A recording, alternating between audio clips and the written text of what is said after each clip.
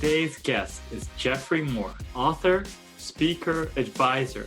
He consults startup companies as well as established high-tech companies such as Salesforce, Microsoft, and Autodesk.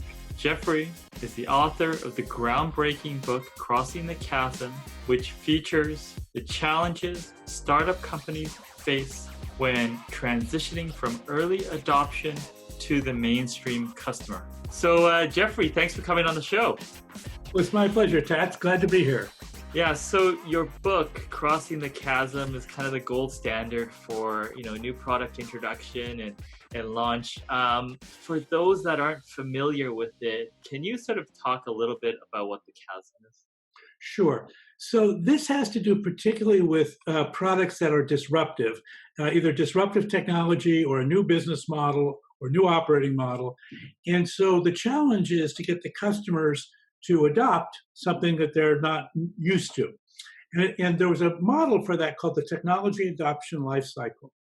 And in that lifecycle, we identified 4 separate points where the type of people who are adopting, the stage of the lifecycle, requires an entrepreneurial company to change the way it goes to market. And so I thought what I might do is just maybe tell you the 4 places in the lifecycle and then how each one sort of plays out. So in the early part of the life cycle, the 2 people that tend to lean in to a new idea we call them the technology enthusiasts and the visionaries. The technology enthusiasts just like the technology. It's really cool. And the visionaries are thinking, there's got to be a better way. And maybe this new technology is the better way. But both of those groups tend to believe what you believe if you're the entrepreneur. They're kind of like you. And they want to help. They want to get involved. So your product's still pretty new, and there isn't an ecosystem. There's no standards yet. So the model for that time is kind of like a project model. You work with your customers to sort of build out the first few reference accounts, and it's not a standard product. We're all working together. It's very exciting, and you talk a lot about the vision and the wonderful things we can do, and it's always about the upside, all the goodness that's going to come out of this. That lasts as long as that early market cohort is there. But after you get a few references or whatever, both your investors and your employees and everybody are saying, well, but there's got to be a bigger market than this. And that means you've got to get into what we call the mainstream market. And the mainstream market is inherently skeptical about anything new. And that's what creates this thing called the chasm, because the way the mainstream market makes decisions is they'll do it when they see other people doing it. But until they see other people doing it, they like to wait and see. So the chasm's kind of the wait and see problem. And the challenge to the entrepreneur is, well, how do I break in? If everybody's waiting for everybody else, how do we get started?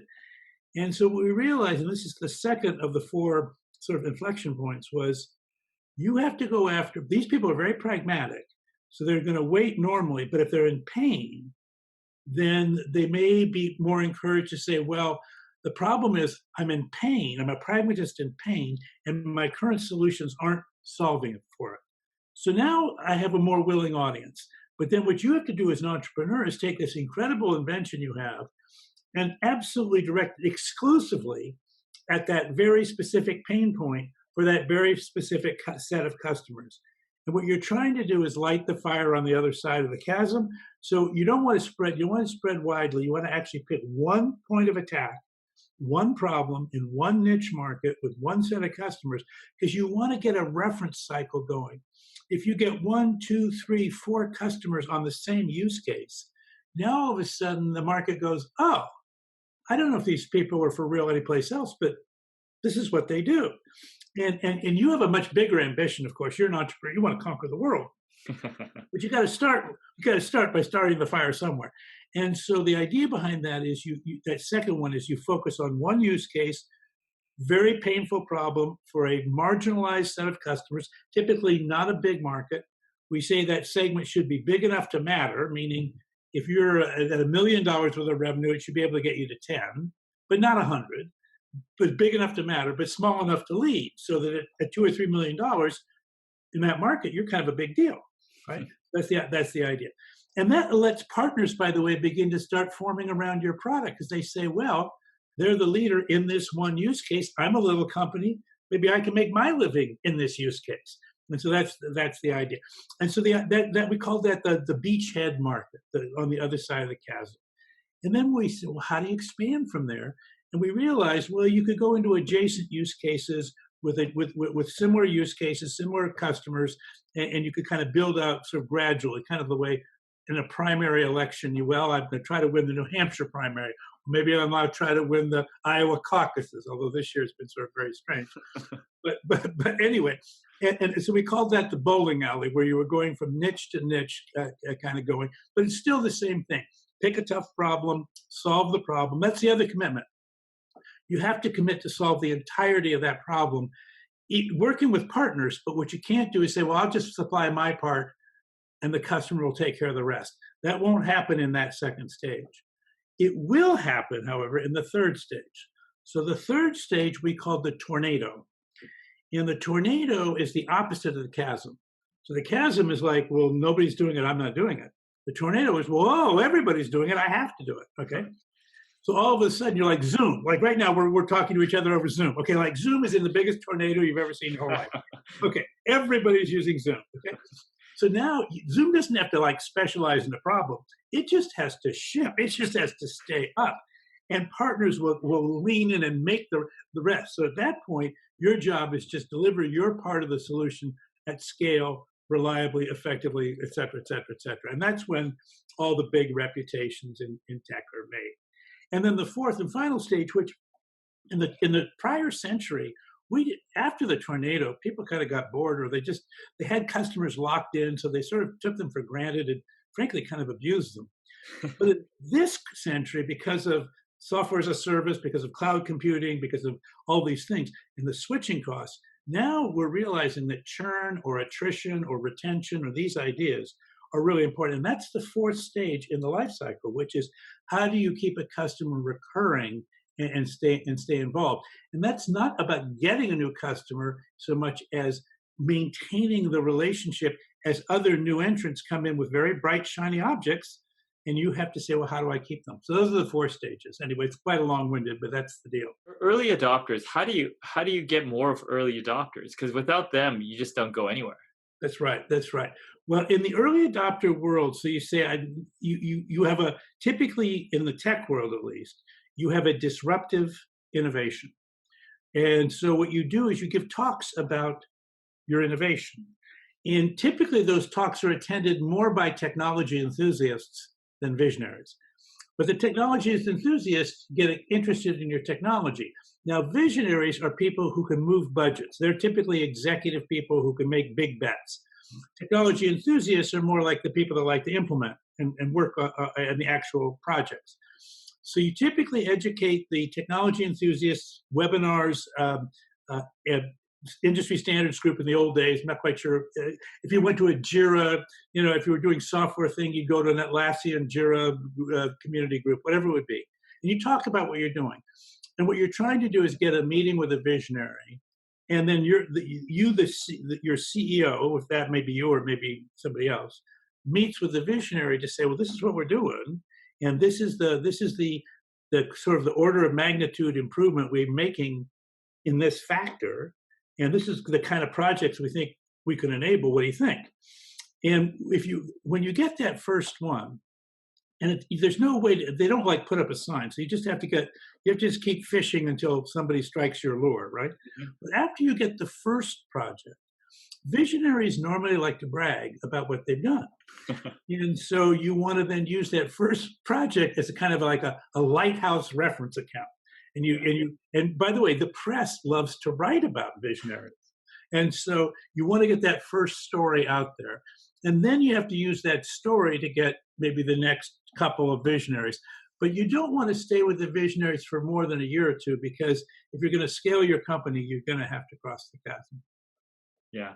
So I know you've done some work with companies that sort of cater to the construction space. Tell me some specifics about what sort of things you worked on there. It's interesting. So the company that's most specifically, exclusively really devoted to the construction space that I've worked with is a software company called Procore. And Procore has specifically focused on the challenges that the on-site project manager has with respect to managing a cohort of subcontractors all the way from the bidding process, then getting the various people on site, getting the right equipment on site, making sure the schedules all interface with each other. It's a complicated problem. Normally it's solved inside some trailer somewhere with a large number of blueprints. Oh, and by the way, then when they update the blueprints, how do you get the blueprints back out? And I mean there's just all kinds of problems. And it's the sort of problem where, construction was not an early adopter of computers, but now it's like everybody has mobile, and your subs all have a mobile phone, and everybody has Wi-Fi, and so or at least cellular plus Wi-Fi. So you're going, well, wait a minute, we can take advantage of this, and so they're a company that's come in to do that. The other company, which I have a kind of a longer term relationship with, is Autodesk. So Autodesk didn't start in construction. They started more with the architects and the engineers, and they were kind of around the plan, right? But of course, the plan has to get built. And of course, as built and as planned are never quite the same. So this need to create this sort of feedback loop becomes increasingly important. And as the project is more complex, it becomes mission critical to get it correctly.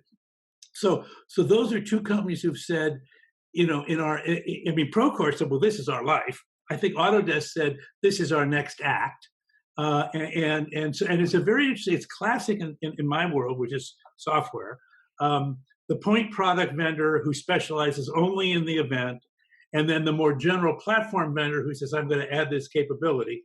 And each has a kind of a different kind of an appeal.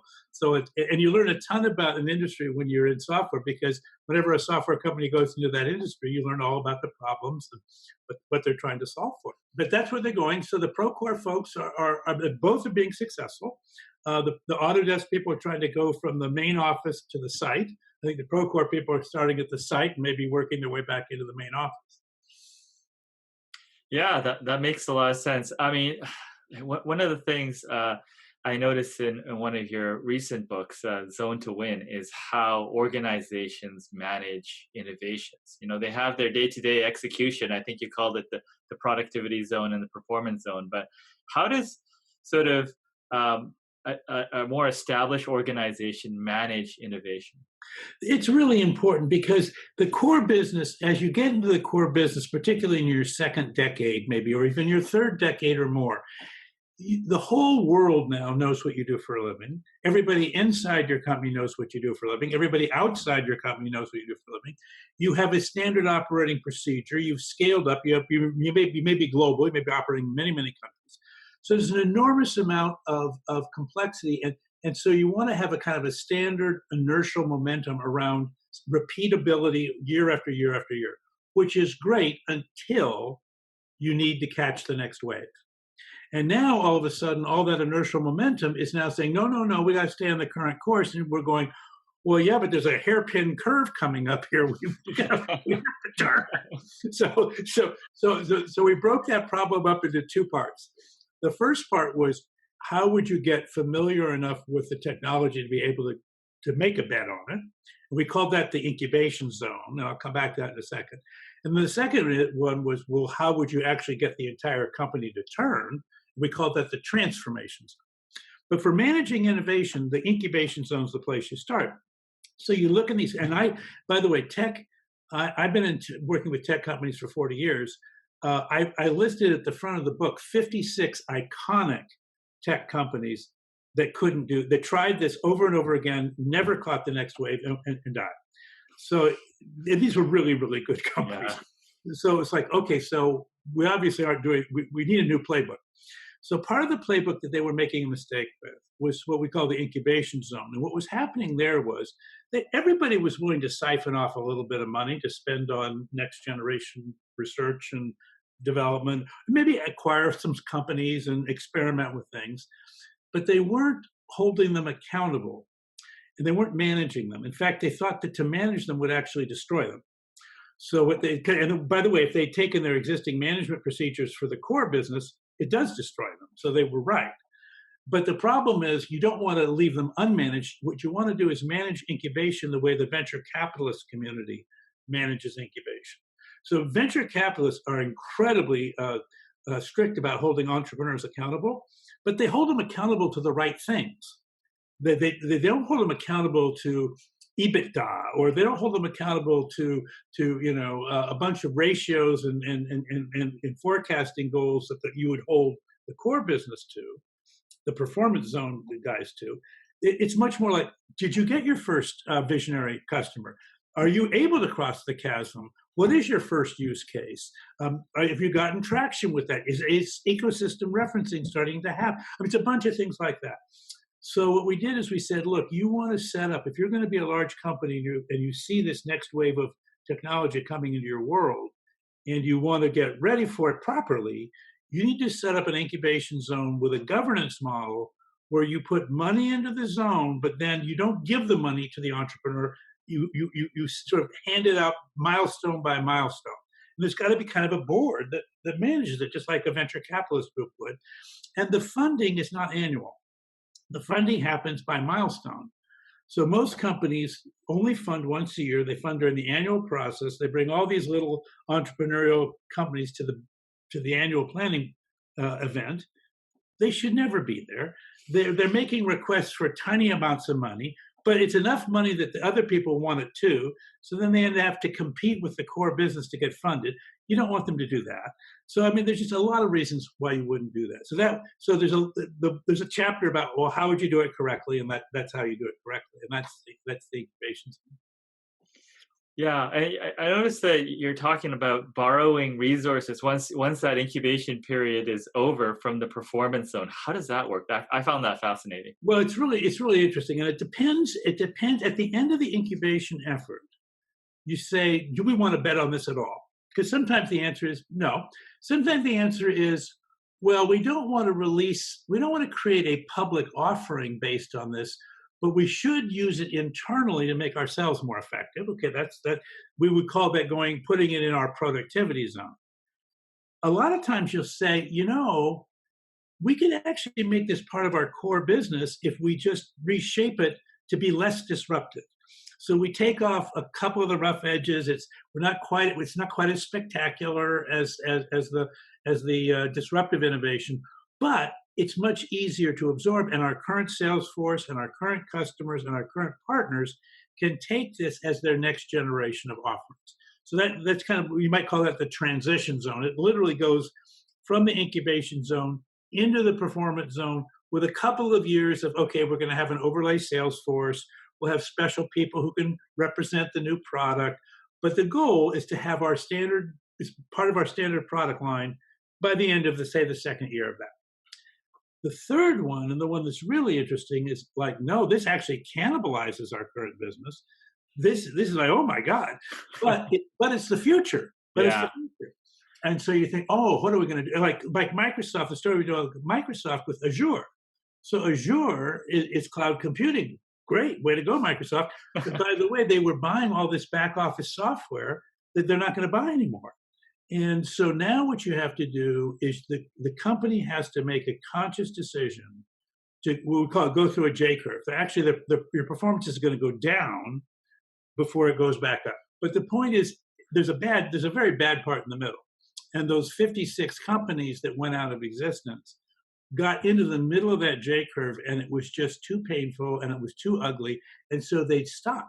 And they'd say, well, that obviously that was not the right product, or we should try something else. And so they try something else and get that in the middle of a J curve and stop again. Mm-hmm. And then you realized, okay, guys, if you start a J curve, you must get through it. So either don't start, which, by the way, is an option. But if you do start, the failure is not an option. And I think that means that the CEO has got to hold the entire company to a performance standard that is contrary to everything it's ever done in its history. So you can imagine what kind of leadership that takes. Yeah, that's strong. Now, so at what point, like whether you're a small company or a big company, do you say that you have a dud and then you have to bury the project? Like, how do you think through that? Because it's good. It's good. Well, so okay. If you're starting remember, in the incubation zone, the venture funds have lots of duds, right? Yeah. So you should be confident that if you're using the venture model, you'll get a bunch of duds out of the system earlier than you would normally would. Whereas in a large company, you tend to protect these projects and they tend to live this sort of half-life for years and years and years. Venture people say, no, we're not going to do that. And if you have a funding model, which says I only have a certain amount to spend, I'm not going to spend it on duds if I have something better to spend it on. So that's fine. But still, you say, okay, no, it looked promising. No, this looked like, one of the 14 Democratic presidential candidates that did not get picked. But we thought maybe they would get picked. Okay, so that means we bet more money. So now the issue is, again, if we're saying, can we get this thing to scale? And if it's a dud in the transformation, could I have made it into a sort of like a transition into the performance? Or could I pull back and maybe reshape it and do that? That's one alternative. Killing the project. The later the thing is, the harder it is to actually kill it. So normally what you would do is say, no, I'll put it into our productivity zone. We'll cannibalize the technology to support our core business. Maybe we'll make an extension of our core business. But if you start a transformation, as I said before, really you just have to make it happen. And what does make it happen mean? Make it happen means you got this new business, the one that's based on the new technology, to at least 10% of your total business. And the reason why 10% is kind of important is at that point, the world says, oh, you're in another business. Oh, how is that ecosystem? What is that business worth? And how does that, and by the way, you don't have to get out of your old business to be in the new business. So maybe you're a bigger company now. And there's a time when you go from a time when people are totally skeptical about you and they think this entire thing's a stupid idea and you look like an idiot, to, oh, yeah, oh, sure, of course Apple should make music. Yeah, everybody, oh, of course Apple should be a phone company. What were we thinking? Right? Whereas when Dell tried to be a phone company, that was the dumbest idea ever. When Nokia tried to be a music company, well, that's stupid. So you're basically saying you're kind of bringing it to a placeholder position, so it's not killing the company, but basically you can evaluate further. Is that? And then I think there's just a moment where you have to bite the bullet. I mean, there is no risk-free way through this problem. What you can do, if you have the kind of company that just doesn't make big bold moves, because it could take construction. These are a lot of family-owned companies. This is not, we're not trying to be a tycoon here. We're just trying to be a good business. Then I think what you would say is we are always going to find a way to move things into the performance zone. We're not going to do a transformation. And what that means is you're deferring. There will be a future state at some point where you will be on the wrong platform and you'll be too old and you'll have to be, at that point. But that could be a decade away. And by the way, a lot of things can happen in a decade. So buying time is not a bad idea. I could probably sit here and talk about this for a very long time, but you've given a lot of presentations and talked to a lot of companies. What's the craziest thing you've seen or encountered in a speech? Oh, okay, in a speech? Oh my goodness, boy, nothing. I tell you, the most fun thing I get is sometimes when I go to. First of all, most of the speaking I do, most speakers do, are these large customer events or industry events. They are so machined. There is nothing unpredictable that ever happens there. And if it does, it was a horrible accident. Where does the fun stuff happen? It happens in two places for me. Yeah. It happens either in classrooms where a professor has said, would you come in and talk to my students about this? Or it's one of these sort of user group, community groups, typically technology enthusiasts, like your audience. But it's, we're at a product management meetup or something like that. Now, not this year, it'll have to be virtual, but we actually used to be able to actually get in the same room. And in either case, what happens is you put out some really, nice piece of PowerPoint and they go, that's great, but, and then they have this squirrely idea. And it's like, whoa, okay, well, that was interesting.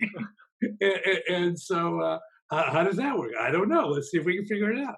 And of course, that's really fun for me because it's like playing chess. I mean, you're playing chess and you're playing one of these speed chess where there's all these different people that want to play with you. That's the fun part. That's cool. There must have been you must have inspired a lot of different innovations out of those kind of informal chats. Well, I mean, I didn't inspire them because they came with them. What you hope to do is you give them some extra edge in getting that innovation all the way through to making an impact on the world. That's what they all want to do. I mean, yes, people would love to make a lot of money, but really, what they want to do is make a difference. Yeah. I mean, what's the most common advice you give to people in those situations? It's almost always that it's such an unnatural act to go from the early market where you're talking in a very expansive way, and frankly, your technology could have many possible futures in many possible applications, and then to say all of a sudden to have somebody say to you, you need to pick one use case in one niche market, and by the way, you need to focus on it for probably 2 years, and they're going, what? And the answer is, yeah, just Yeah. And you're not, no one knows which one it is. no. Well, the good there is, and that's in fact a lot of the time one of the toughest problems is there'll be 2 or 3 or 4 use cases that are all plausible. Yeah. So you say, well, why can't I go after all 4? And it's just, well, why can't you when you're trying to light a fire, do you put a match under 4 different logs? I mean, no, you hold the match someplace to start the fire. Yeah, I know. You keep trying to talk to people to see if they could allow you to do that, but pretty much anyone that's done it has to do it. And I think even you talked in your big company examples, there's always a bandwidth problem. It doesn't matter how big the company is. That's right. And part of it is this issue of hedging your bet.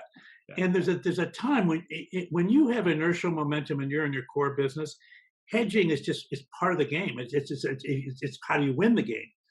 But when you're in this early fledgling world, hedging is not your friend because you don't have enough resources anyway. And when you try to federate them across multiple opportunities, you never get enough impact. Yeah, no, it makes sense. So, I mean, you're a busy guy.